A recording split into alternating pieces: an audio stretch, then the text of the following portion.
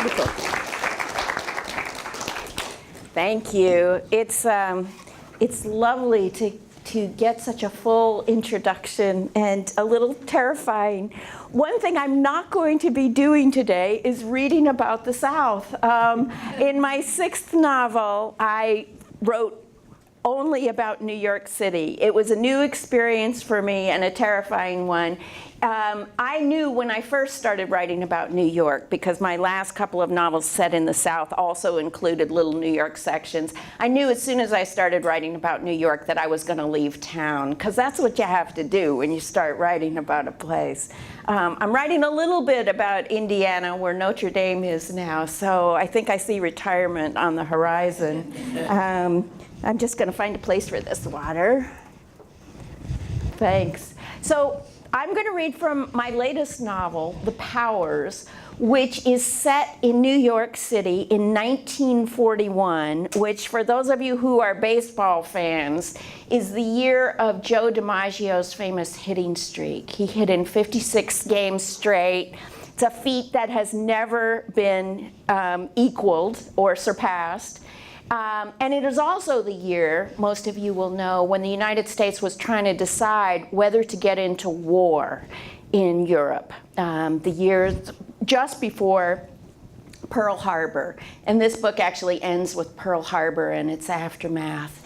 Why did I end up in 1941? You know, I say this about every book. As soon as I come up with the subject, I think, no, not that. And more so than any book in The Powers, I thought, 1941, really? That hasn't been done enough? Joe DiMaggio hasn't been done enough? But I wanted to tell you a little bit about how this book came to be, because the circumstances were very unusual for me.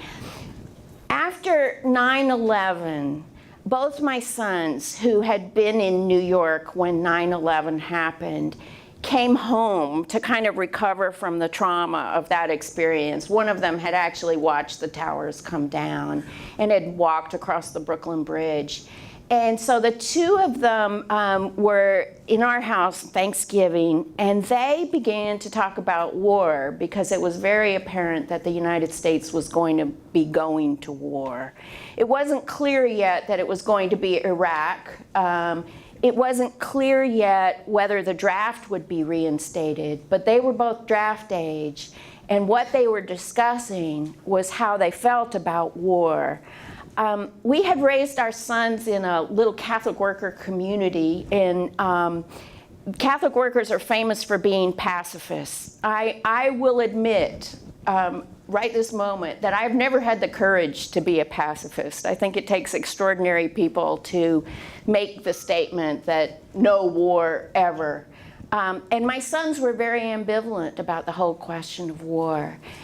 And that's where the whole idea to write a book about when war is justified, a small subject, as I'm sure you will agree, came into my mind. And with each step, I thought, no, not that. I did write a little bit about the Catholic worker movement in this book, but I'm not going to be reading those sections. I wrote a whole lot about baseball, because baseball is actually what seduced me into this. When I decided to write about war, I did not want to write about 9/11 and the present moment. I hadn't begun to process any of that yet, and nor had the people around me. So I began to think, well, what is the easiest case for going to war? And I think everybody would probably agree that World War II was one war that this country came together about in a way that it has no other war. So, of course, I had to do World War II. And, of course, I had to do the year leading up to World War II. But it wasn't until I realized that that was the year of Joe DiMaggio's hitting streak that I really fell for it. And I fell for it big time. The other wonderful thing that happened that year was that the photographer Walker Percy, one of my heroes, was taking surreptitious subway photographs. That is, he had a hidden camera. He'd go on the subway and he would snap people without their knowledge. They're beautiful, beautiful photographs, and they gave me the idea to use photography as one of the motifs of this book. So this little novel is studded with photographs from 1941 and thereabouts, including some photographs by Walker Percy and other photographers from that era I admire. This was a real long wind-up for what I'm going to read about. Once I had war and Walker Percy and Joe DiMaggio, I started thinking about getting women in this book, because I think women novelists are extremely conscious of, I would not call it an obligation, I'd say a joy to put strong female characters in novels. So I'm actually going to read a little paragraph about a baseball fan named Babe O'Leary. She is a strong character in the sense that she's appalling, she's horrifying. She is a vile human being in many regards, but she's also quite admirable in the fierceness of her enthusiasms. So this is a chapter from early in the novel. It's called The Babe Lover, and there's a picture of Babe Ruth at the top of that chapter. Babe O'Leary is going up to the ballpark and is probably going to kill her. Well, there are worse ways to die. Getting downstairs is a slow torment, one step at a time so the kneecaps won't scream. She shifts her weight as if it's a sack of laundry. Before she deals with the subway steps and the climb up the bleachers, she'll have to deal with a mile-long walk to the Grand Army Plaza to catch the IRT, a walk she'll break into 5-block segments with 2 rest stops on stoops and a second breakfast at the Purity to sustain her. Mrs. O'Leary, you must be going to that American Day. If I was feeling stronger, I'd go myself. That's Nosy Bruscelli, a shameless spy on the first floor. She's been standing in her doorway, her wrapper gaping, since Babe ventured onto the 3rd floor landing. Babe intones the same crisp line she speaks every time Bruscelli interrogates her. I make it a practice to keep my plans flexible and private. For some reason, Bruscelli always thinks this is a joke. You're a card. Babe drags her foot for effect. Jesus, Mary and Joseph, I am an American Day. My people have been in this country 100 years and more.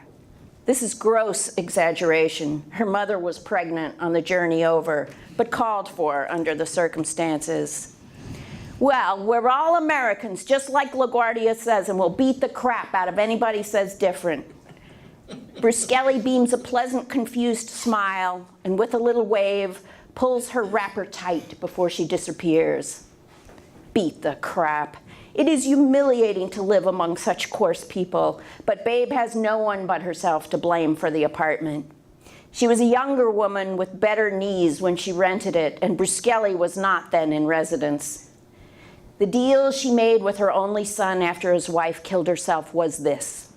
First, she would not live above the Calabresi funeral parlor. She would not, under any circumstances, allow the girls to stay in the apartment where Gloria killed herself. And she would not, furthermore, have anything to do with the Calabresis, who were all out of their heads. Second, she would only stay till the girls were grown, and not a minute longer. She already despised Brooklyn in general, and Park Slope in particular. The hordes of adorable Dodger fans, the prim houses of the Gold Coast, the lace-curtained Wall Street Irish at the top of the slope, looking down their pert noses at the O'Learys, O'Schmearys, O'Dearys at the bottom. Not to mention the likes of the Bruscellis, or the Newfie fishing families down on 3rd Avenue. Speaking of 3rd, she knew this would not come to pass, but felt she must include it for her son's dignity. If he found a new wife, she would move out immediately. Fourth, once a week during baseball season, she would require a trip to the Bronx.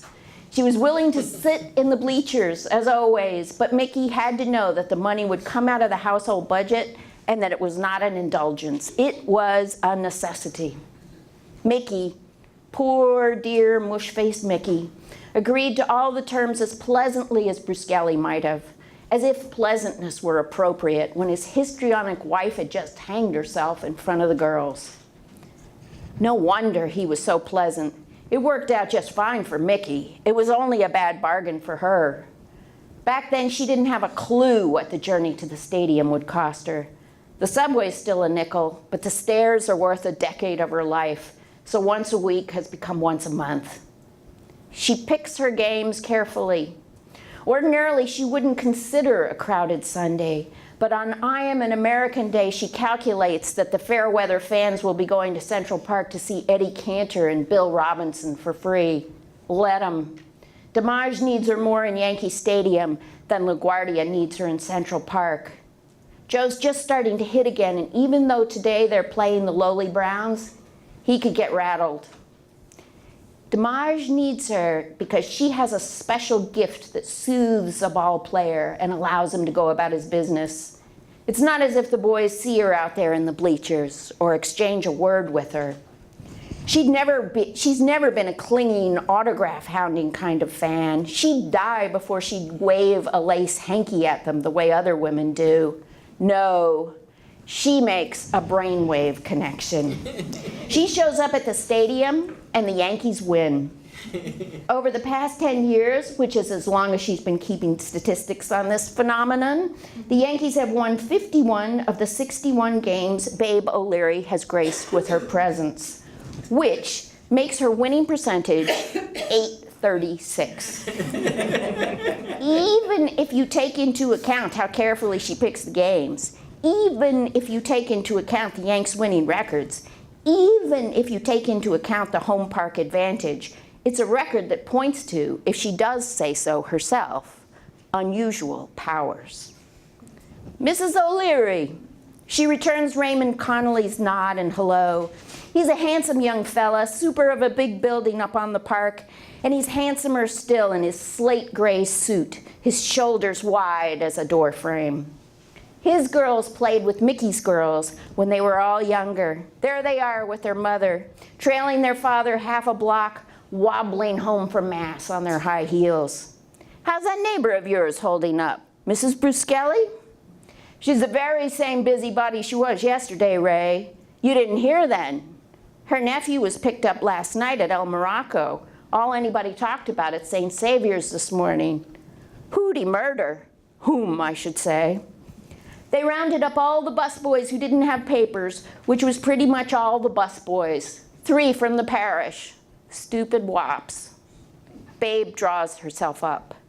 She doesn't like Italians better than anyone else in the neighborhood, especially the ones who don't trouble to learn the language. But she doesn't like the debasement of English either.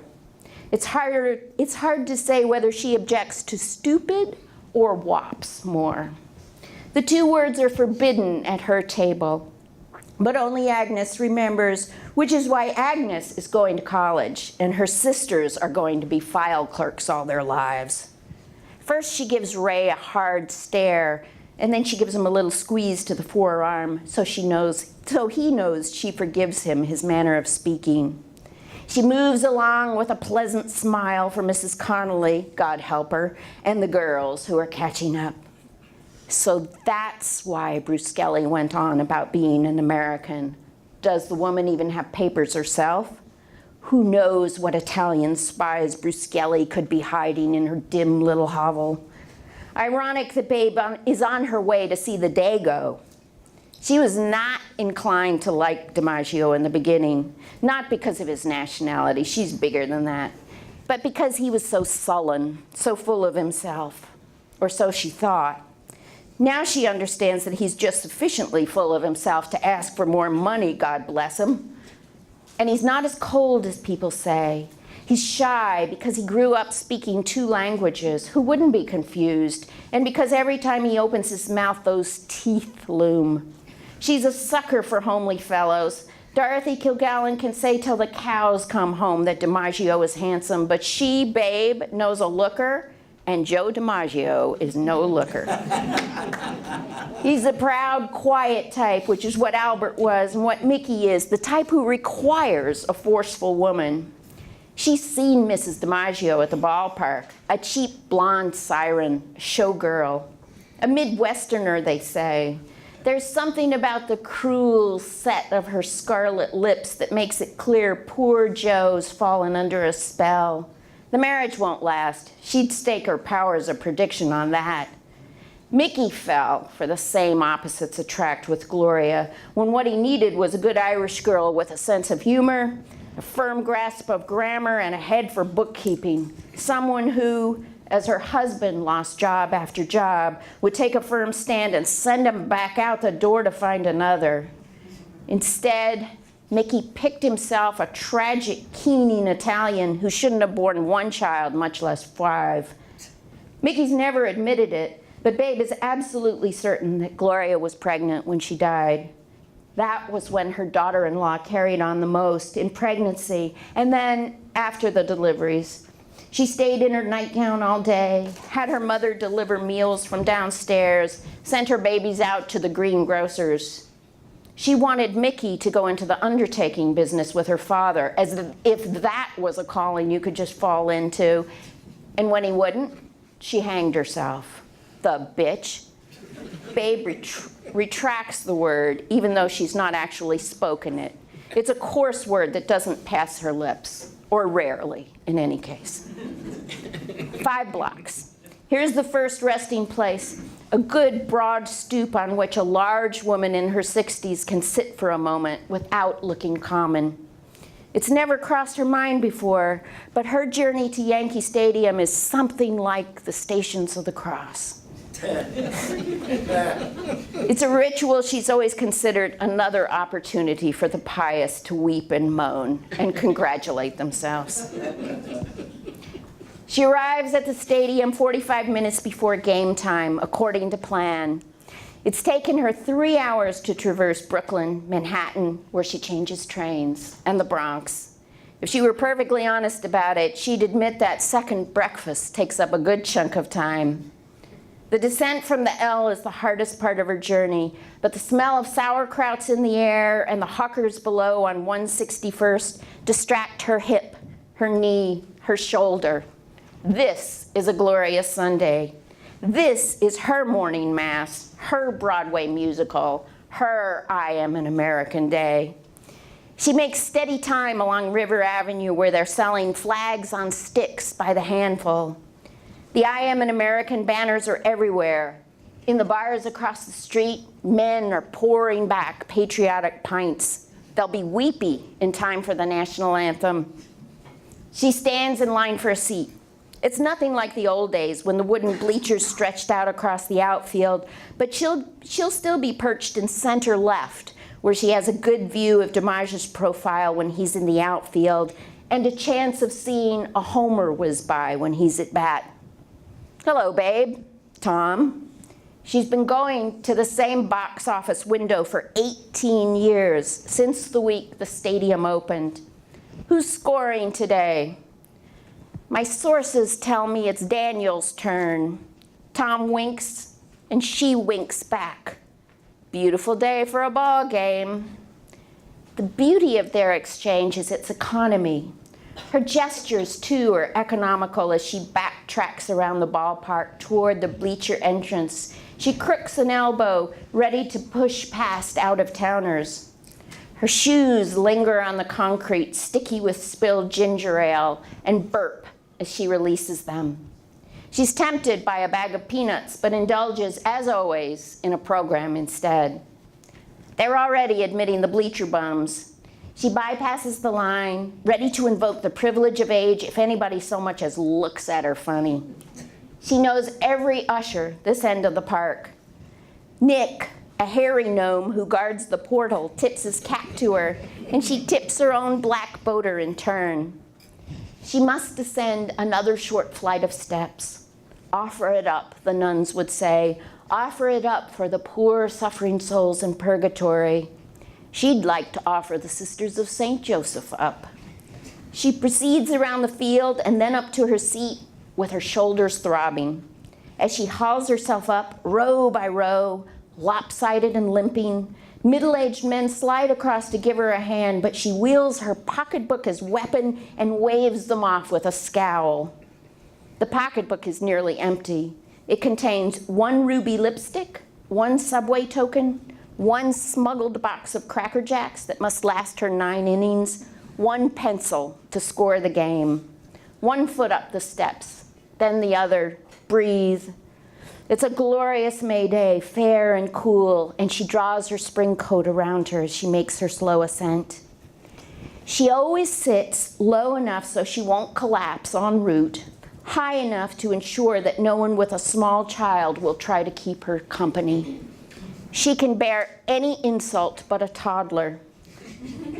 Even Mickey at 2 or 3, face it, children are not attractive at that age with their incessant questioning and their streaming snot.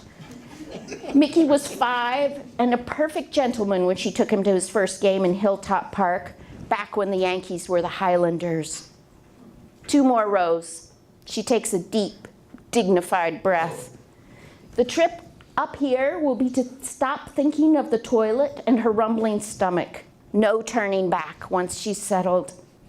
Next to her stop a tall, lanky teenager is just claiming his space. She heaves herself down with a great thud of displeasure, but the boy's oblivious. He scans the field, cap pushed back over a high forehead, a lick of sandy-colored hair escaping. The angles of his nose and chin are sharp enough to give him a movie star look. Ball player himself, she'd wager.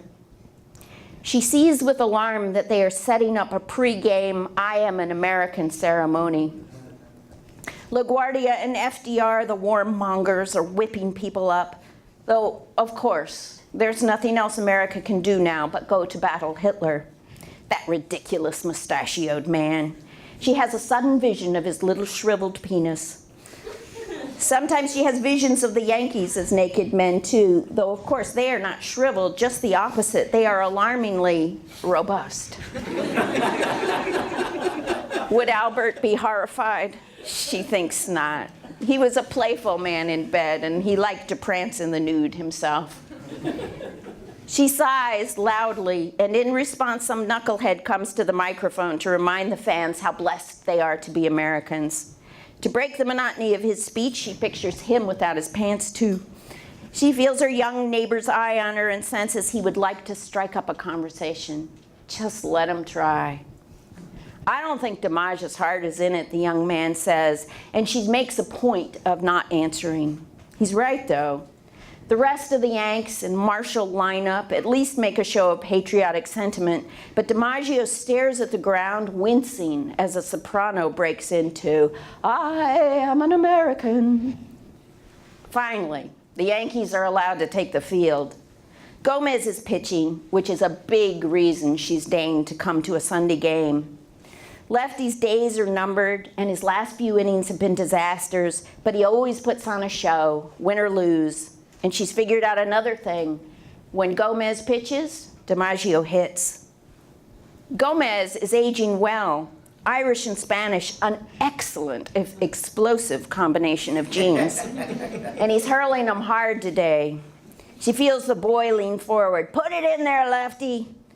Lefty puts it in there and gives up a double. She consults her program. The runner is Lucadello, the new batter Estalella. Have these mellifluous names been arranged especially for I Am an American Day? As if to answer her, Estalella promptly scores Lucadello. A poor start, but Lefty settles down, and the Browns are kept to 1 run.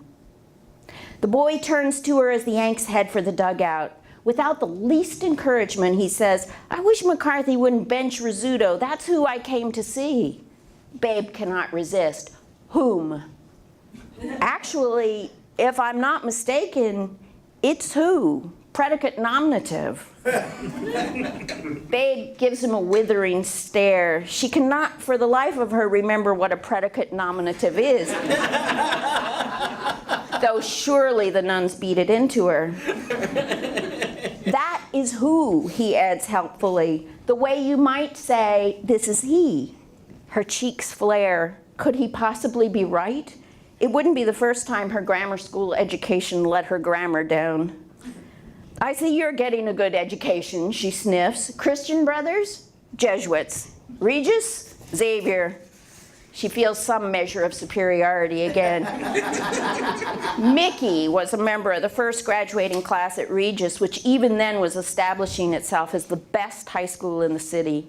Xavier was a poor pretender for those who had to have the Jesuits but couldn't get past the Regis gatekeepers. A terrible worry getting Mickey an education. Someone told her the Jesuits were starting a new scholarship school for the children of immigrants, and she didn't sleep till she'd wangled his way in there.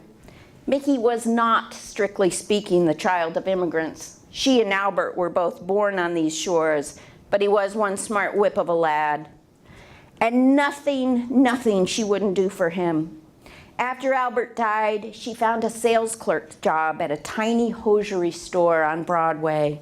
Then, when B. Altman opened its grand new doors, she talked her way into the stocking counter there.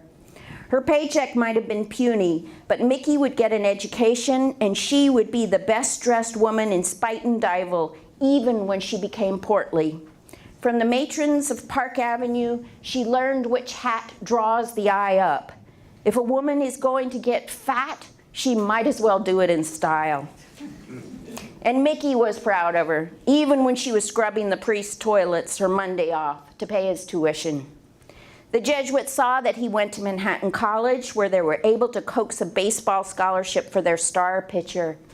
But he played, she sensed even then, only to affirm all those mother-son outings to Hilltop Park and the Polo Grounds. He might have been fatherless, but she gave him baseball. Who could have predicted that it was she, not he, who would fall in love with the game? He was 19 years old when he choked, 19 when he gave up on baseball and college and married Gloria Calabresi, who only encouraged the self-pity. A year later, he baptized his first baby, and at the christening, he gave his mother a new name too, in honor of the new love of her life. Babe Ruth had put on Yankee pinstripes that very year, and Mickey introduced her as my ma, who loves Babe Ruth. My ma, the babe lover. Before the afternoon was out, he shortened it to Babe. Her grandchildren never knew her by any other name. She feels herself drifting away from the game, but the boy who sits beside her buzzes in his seat like radio static and brings her back. Tommy Henrik, old reliable, has doubled, and here's Joe up to bat. She groans as its grounder beelines for third base, but the ball bounces off Harlan Cliff's gloves. Error. We'll see about that. Babe is more secure about the capricious rules of scoring than she is about the rules of grammar. Sure looked like an error to me. Dan Daniels is scoring today, and that's a whole lot of latitude, not to mention attitude. Dan Daniel, World Telegram, big DiMaggio booster. You mean he just gave Joe the hit? That would be a fair call, she says, firm as a nun. Joe walloped the ball, and that's why Cliff couldn't scoop it up. The boy says nothing, but looks at her sidewise with a kind of wonder. The Yanks have pulled ahead, but in the top of the second, Cliff makes up for his bumbling with a homer that sails by them into the left field stands. They both shake their heads. Now it's 2-2, which means she must really focus. If the Yanks lose to the Browns, they'll be seriously shaken up, and Joe's dubious hit will only drive him doubting back to his slump. She lowers her head as if in prayer and wills the Yankees to pull themselves together. She wills DiMaggio to hear her, and Lefty, and even Rizzuto riding the bench. Lefty Gomez hears her. Leading off the bottom of the second, he actually gets a hit. The boy says, "I don't believe it. Usually Lefty can't even bunt." If only the boy knew what she was up to when she bowed her head and summoned her forces. The Yankees turn fierce before their very eyes. You can see them all crouching at the plate like bobcats. Sturm walks, Rolfe doubles, and already DiMaggio's up again. Babe goes into a near trance when Joe's at the plate. "Home run, Joe," the boy hollers. The crowd goes silent. Babe watches what she cannot see from this distance, but imagines as DiMaggio's steady, effortless breathing, knows he will crack the ball long and hard, toward right, no center, no center right. Impossible to follow it from their angle, but they can make out the right fielder tearing toward it, and you have to give the guy credit. Who's that, Lobbs? That is one swell catch he stretches his glove to make. Only then, Lobbs drops the ball. The bleachers let out hoots and hollers, derision, contempt, awe. Well, that was an error, the boy says. Babe smiles the slightest of smiles. We'll see. Don't tell me. Joe hit it so hard that Lobbs shouldn't have caught it in the first place. The Yankees are ahead now, 4-2, and Babe knows the danger is past. You can see the Browns shriveling in the outfield, diminished already as the mighty Yankees do what the mighty Yankees are supposed to do. The Browns thought they had a shot today on account of the Yankees being so spooked lately. They didn't know Babe OLeary would be sitting in the bleachers. Maybe she should have sent them a telegram. The boy reads her mind. Looks like Joe's got somebody watching out for him today. If he only knew whom Joe had looking out for him today. She feels the affection she used to feel explaining the infield fly rule to Mickey, who as a child was like this young man, completely trusting of her authority. She had to be the final word for her son, the Supreme Court, the President, the Pope. She leans a little closer to her neighbor. You know what? He turns toward her with the lopsided grin of a charmer, and she says, DiMaggio's going to walk out of this game ready to break some records. I hope you're right, the boy says, but then, seeing her glare, I know you're right. Thank you very much.